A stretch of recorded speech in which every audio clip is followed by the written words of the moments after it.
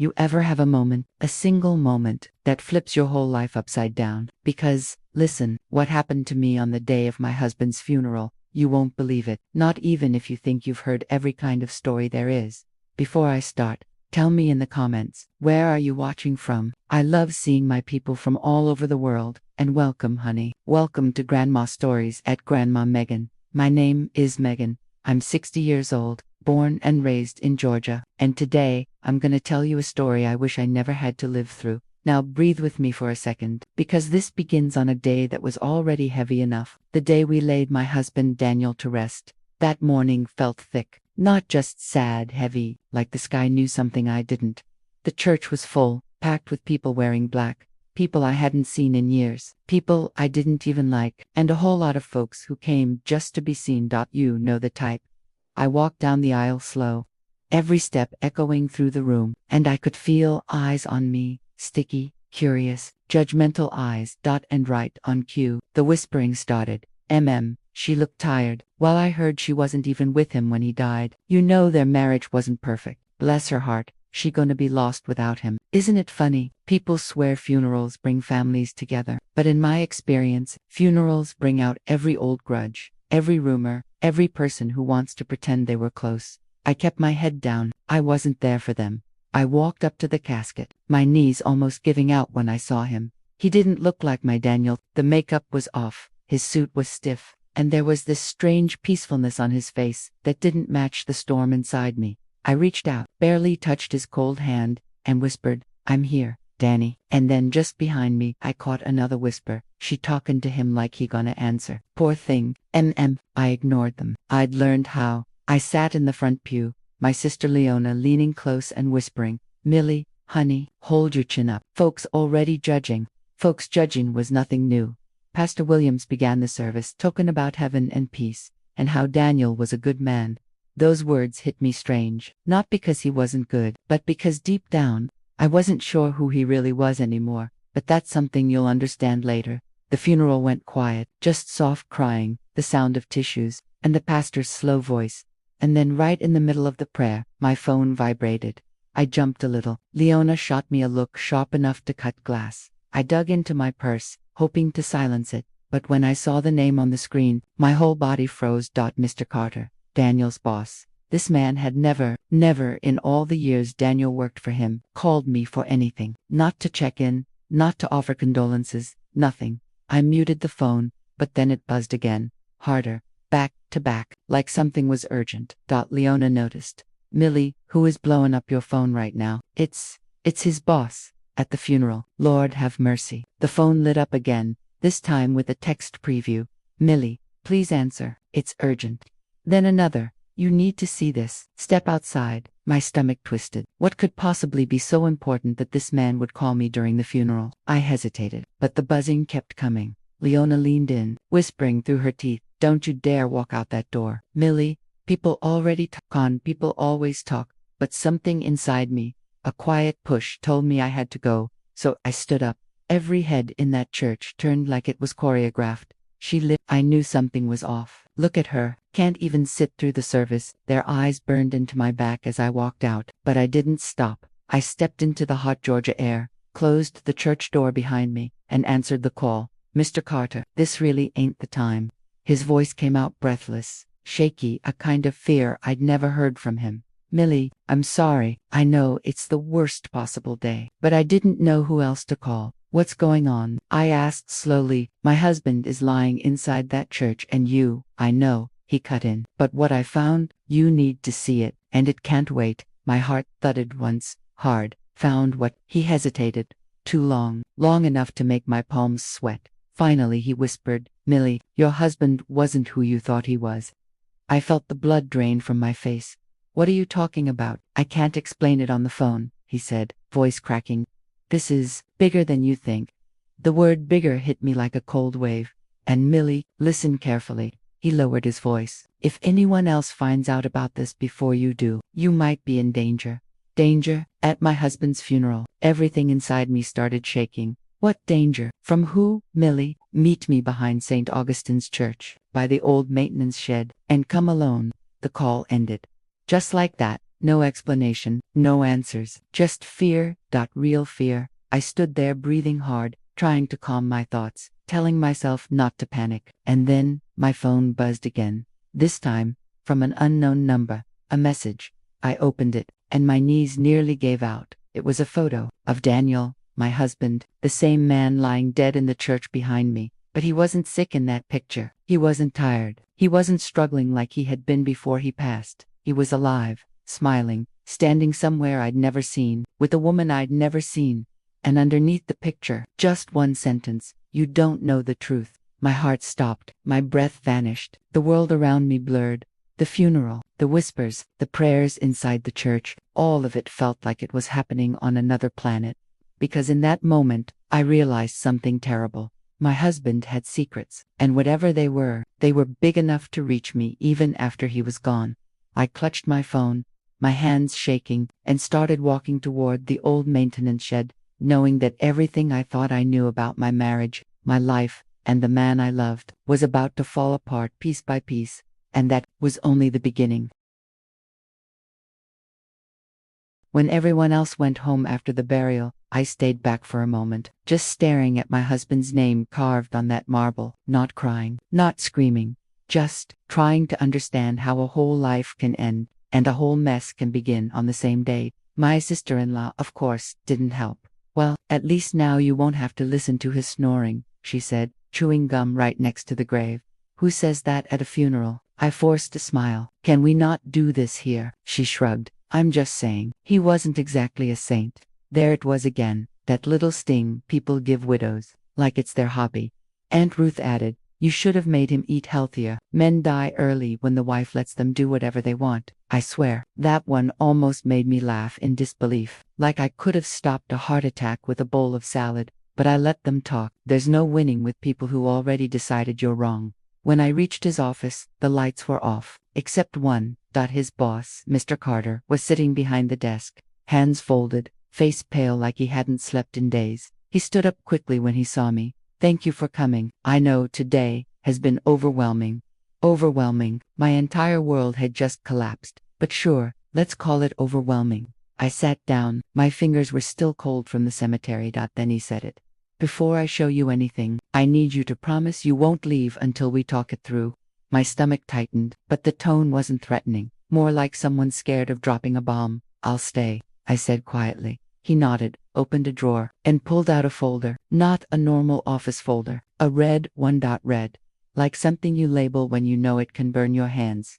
He placed it between us. "Your husband, he wasn't just an employee. He was handling accounts that, honestly, he shouldn't have taken on alone." I blinked. "Accounts? What does that mean?" He didn't answer immediately. Instead, he pushed the folder closer to me.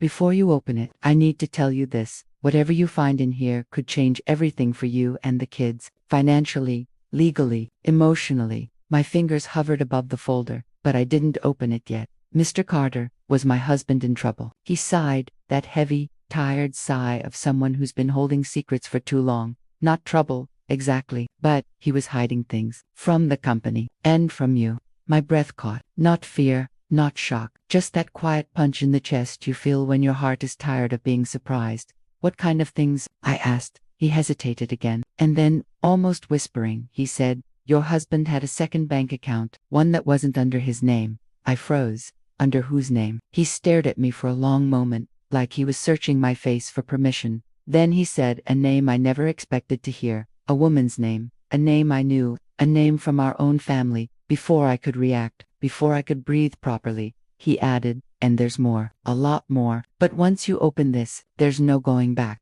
My hands trembled slightly as I finally lifted the cover of the red folder, and right on top was a photograph. Not of money, not of documents. But of my husband, and the woman whose name he had just spoken. Together. Smiling. Too close. Too familiar. My throat tightened. Mr. Carter quietly said, "I'm so sorry, but you deserve the truth. All of it." And that's when I realized my husband didn't just leave me with grief, he left me with a mystery, a betrayal. I didn't touch the picture at first, just stared at it. The way you stare at something your brain refuses to accept. My husband, smiling, leaning in toward her. Not a stranger, not some random coworker, but my cousin Danielle. Yes, her. The one who always hugged my husband a little too long at family reunions. The one who wore dresses 2 sizes too small by accident. The one who called him brother-in-law, in that sugary voice that always made my skin crawl. I swallowed hard. Why is her name on the account? I finally whispered. Mr. Carter folded his hands, elbows on the desk, like he was bracing himself.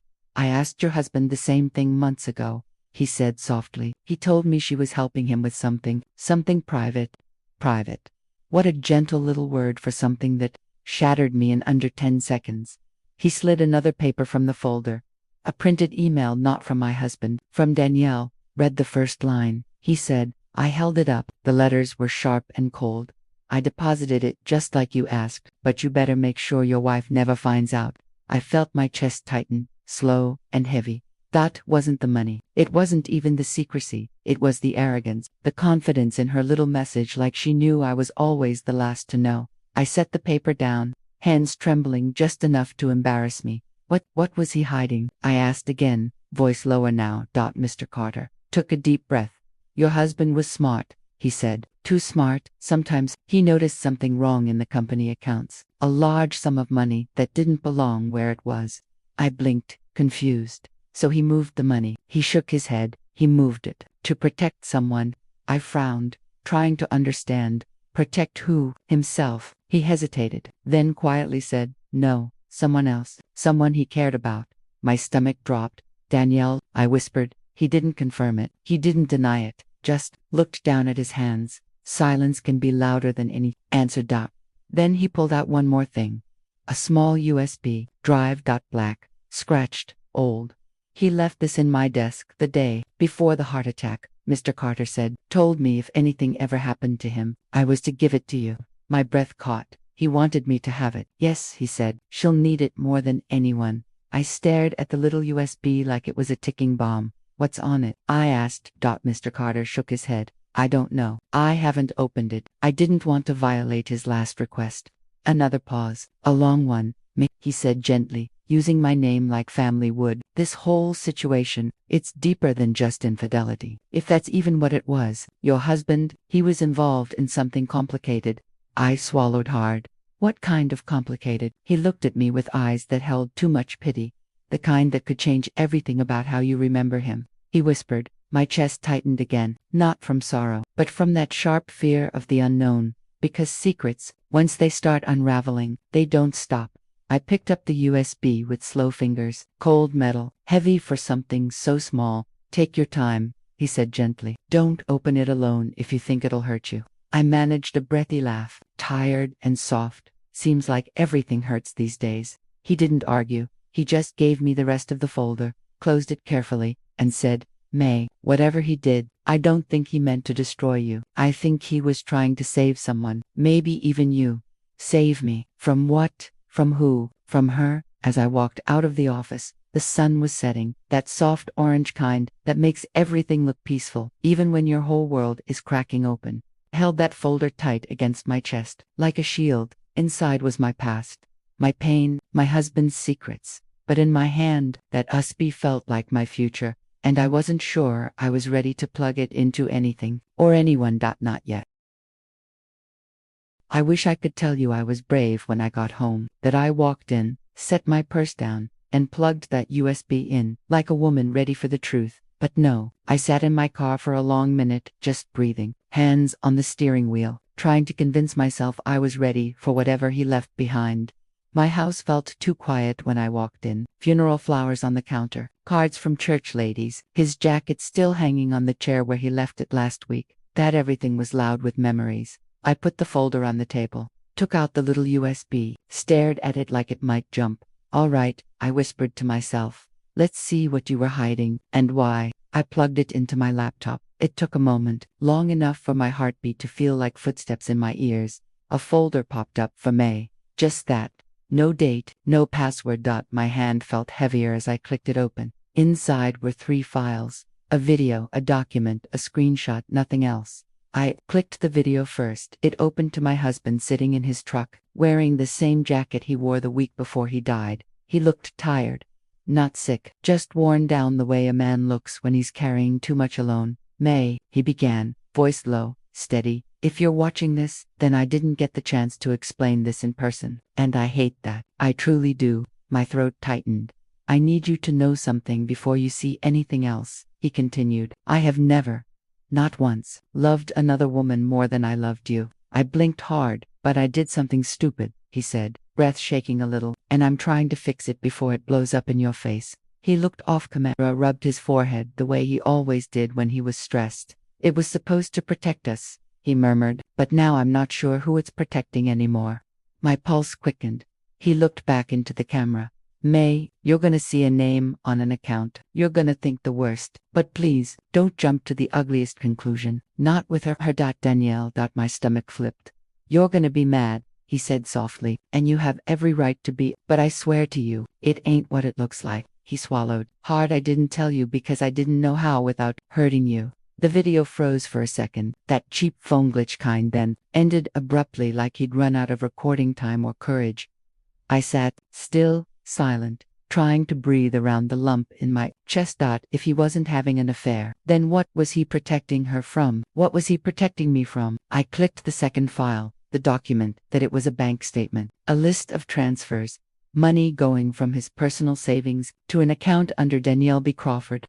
My cousin's full name, clear as day, but the amounts, small, uneven, not romantic gift money, more like emergency money, bills, debt. My breath hitched as my eyes skimmed the bottom. Medical payment, Crawford Family Clinic, medical. Danielle never said a word about being sick. Not to me, not to anyone. I clicked the third file, the screenshot that it was a text message from Danielle to my husband. Thank you. I didn't know who else to call. Please, don't tell May. She worry. My jaw clenched. Worry or judge. I leaned back in my chair, every thought spinning. So it wasn't an affair. It wasn't romance. It was something else. Something deeper. Something he chose to hide. Not out of betrayal, but out of protection. Except he didn't protect me from the truth. He just delayed it long enough to hurt even more. I closed my eyes for a second, letting it settle. My husband was helping Danielle, financially, secretly, but why? What kind of medical payment? What kind of emergency? And why was she so determined? I never knew. This wasn't the end of the mystery. It was the beginning, because if Danielle really was sick, and my husband was the only one she trusted, that meant she was hiding something big from the whole family. And big secrets don't stay buried, not forever.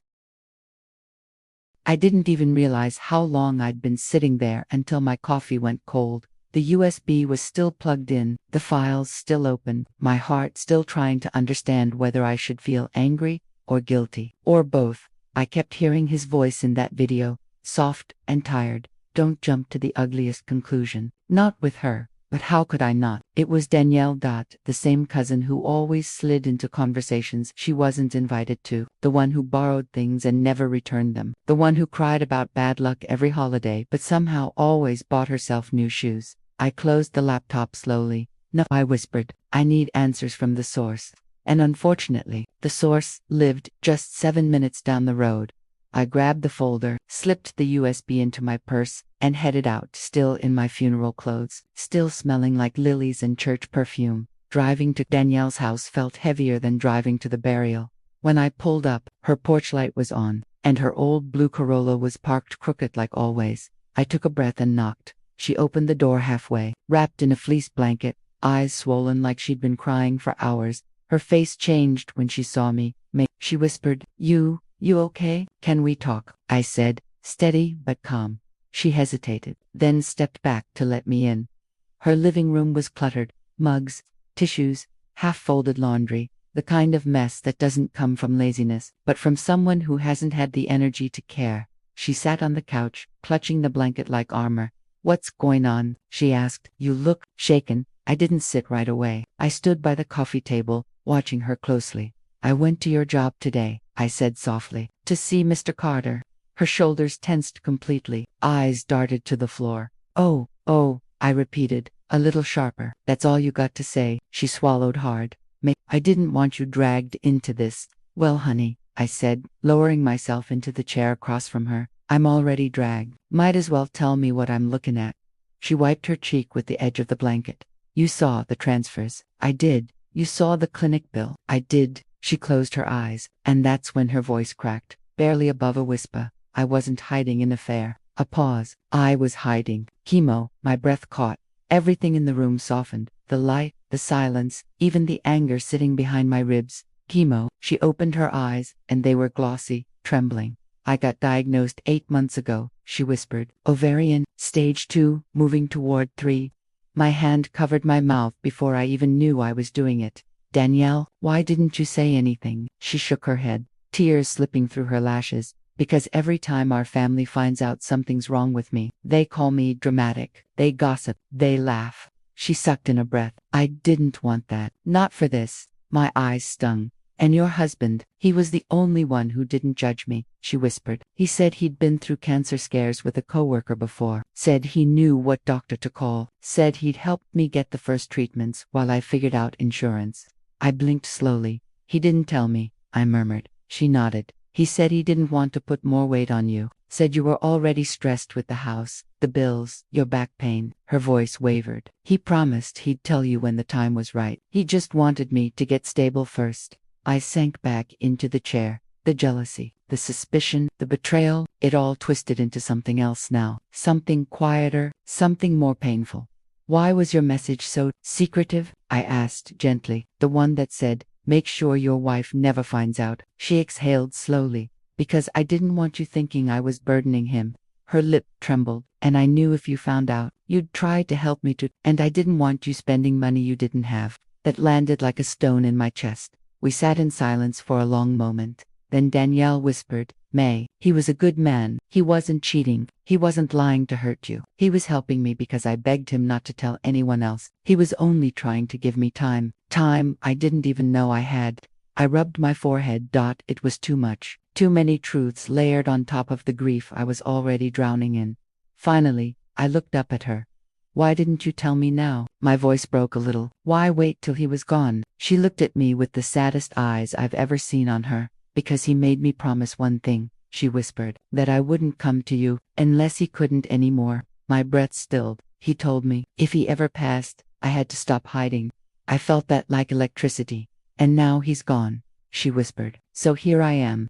She started crying again, soft, hopeless tears. And this time, I didn't stay in my chair. I moved beside her, sat down slowly, and put my arm around her shaking shoulders. For once, she didn't resist. We cried together, two women grieving the same man, for very different reasons. Her whisper broke between sobs. I didn't want to lose you too. I rested my cheek against her head. You didn't, I murmured, but we do need the whole truth, all of it. Because if my husband was helping her through chemo, why did Mr. Carter say the situation was deeper? What else was in those documents? And what else had he been hiding to protect us all? The USB told me the beginning, but the ending, that was still waiting, and I wasn't sure we were ready for it. I just stared at Ethan, trying to understand what I was hearing. He rubbed his forehead and said, Mary, there's something else you don't know. Something about the company money. My stomach tightened. He opened a folder, slid it toward me, and whispered, your husband wasn't the only one acting strange. I blinked. What do you mean? He hesitated, then pointed at a highlighted line, and that's when I said it out loud. So quietly it scared even me. I caught the coworker shifting funds. Ethan nodded slowly, like he'd been waiting for me to connect the dots. Exactly, he said. Your husband noticed it first. That's what started the tension in the office. He told me he was going to confront him, but then he shut down and never brought it up again. A cold shiver moved down my arms. I swallowed. So, are you saying my husband was covering for him? Ethan shook his head. No, I think your husband was threatened, or pressured, or scared of something bigger. He didn't want to drag you and the kids into it. I sat back slowly, my breath catching, because all this time I thought my husband was hiding affairs, hiding lies, hiding another woman's perfume on his shirt. But maybe he was hiding fear, I whispered. Who was the coworker? Ethan looked at the door, as if checking no one was listening. Then he mouthed the name, and I froze. It was someone I'd known for years. Someone who sat right beside my husband at company dinners. Someone who sent flowers to me that morning at the funeral. My world tilted. I leaned forward, lowering my voice. Ethan, tell me everything. Every single thing my husband found out. He exhaled deeply. Mary, your husband wasn't planning to leave you. He wasn't cheating. He wasn't going anywhere. He met my eyes. He was trying to protect you. My throat tightened, and for the first time since the funeral, I felt my knees weaken. Not from grief this time, but from truth. A truth I wasn't ready for. Ethan closed the folder slowly. There's one last document you need to see, and after you read it, your entire picture of your husband's final months will change. I whispered, show me, and he did. And the moment I saw what was inside, I felt everything inside me crack, not in fear, but in understanding. A new chapter began right there, and as I stood there, holding the truth in my hands, I reminded myself that life, well, it has its own way of unfolding. Sometimes it hurts us, sometimes it wakes us up, and sometimes it shows us things we never expected to see. Life brings these moments, and we just learn to walk through them with a little grace. And tell me, baby, has anything like this ever happened to you? If it has, don't be shy. Share your story in the comments.